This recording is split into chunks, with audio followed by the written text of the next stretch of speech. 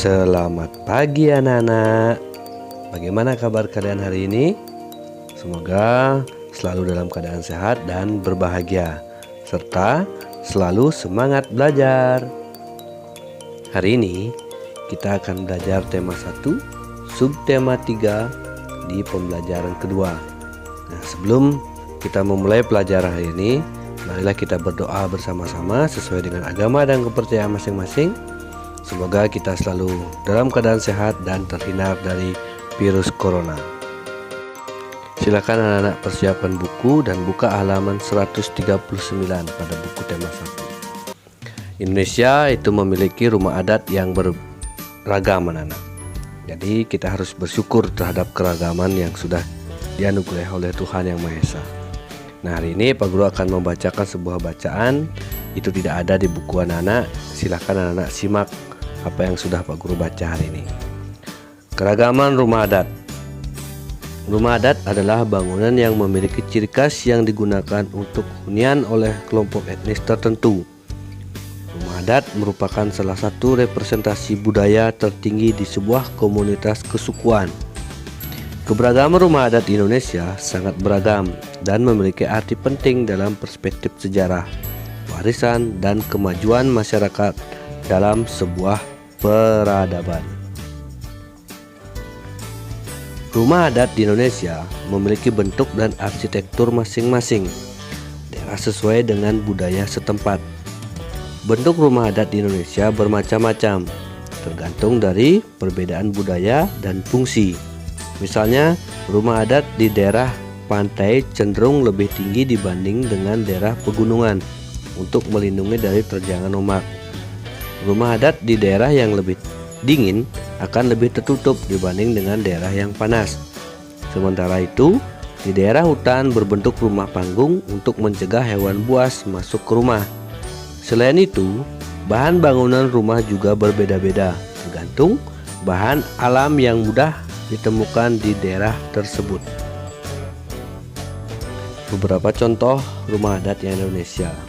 Ada rumah gadang, itu berasal dari Sumatera Barat. Terus ada rumah Aceh, itu rumah adat dari Nangro Aceh Darussalam. Rumah Balai Batak Toba, itu merupakan rumah adat Sumatera Utara. Rumah adat Tongkonan adalah rumah adat dari Provinsi Sulawesi Selatan. Terus juga disebut sebagai rumah Toraja. Ada Baileo, itu adalah rumah adat Provinsi Maluku. Terus ada juga rumah adat Bangka Belitung. Anak-anak, meskipun kita berbeda, kita harus bisa bekerja sama. Nah, kerjasama dalam perbedaan itu akan semakin memperkaya kita. Nah, bisa anak-anak baca hari ini, yaitu teks pada halaman 142 tentang mozaik kreasi bersama. Di mana di sini diceritakan Lani dia bekerja sama dengan teman-temannya. Mari kita baca bersama-sama. Mozaik kreasi bersama. Lani duduk termenung di meja ruang tengah rumahnya. Di hadapannya terbentang sebuah karton besar, masih kosong. Pak Burhan memberi tugas kepada anak-anak untuk membuat mozaik kreasi sendiri. Tugas tersebut harus dilakukan secara berpasangan. Lani berpasangan dengan Edo. Sejak kemarin Lani sudah mencari ide untuk tugas tersebut, tetapi ia belum menemukan yang sesuai. Tunggu Edo saja, pikir Lani. Tugas bersama akan lebih baik hasilnya jika dikerjakan bersama. Beberapa saat kemudian Edo datang. Benar saja dugaan Lani, Edo sudah mempunyai ide untuk membuat mozaik mereka. Usul Edo adalah membuat mozaik rumah adat. Edo berasal dari Maluku. Ia sudah punya contoh gambar rumah adat Maluku, Baileo namanya. Menarik. Lani pun memberi usul untuk membuat juga mozaik rumah adat dari daerah lain. Rumah gadang dari Padang, rumah kebaya dari Betawi, rumah Aceh, rumah joglo dari Jawa, atau rumah limas dari Sumatera Selatan. Rumah adat daerah-daerah di Indonesia memang beragam dan unik. Mozaik rumah adat akan menjadi kreasi yang menarik.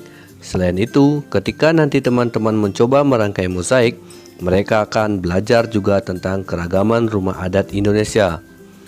Pak Burhan memang sengaja memberikan tugas membuat mozaik secara berpasangan.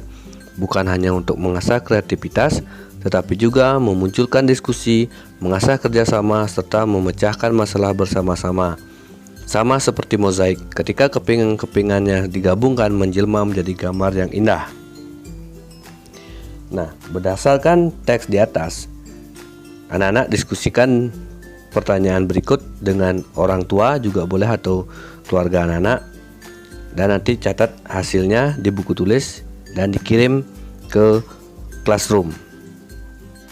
Jadi tugas anak-anak untuk hari ini pelajaran tematik adalah anak-anak membuat jawabannya saja dari soal yang sudah ada di halaman 142 sampai 143, nomor 1 sampai dengan nomor 8. Jawabannya saja ditulis di buku tulis, hasilnya itu difoto dan dikirim di classroom.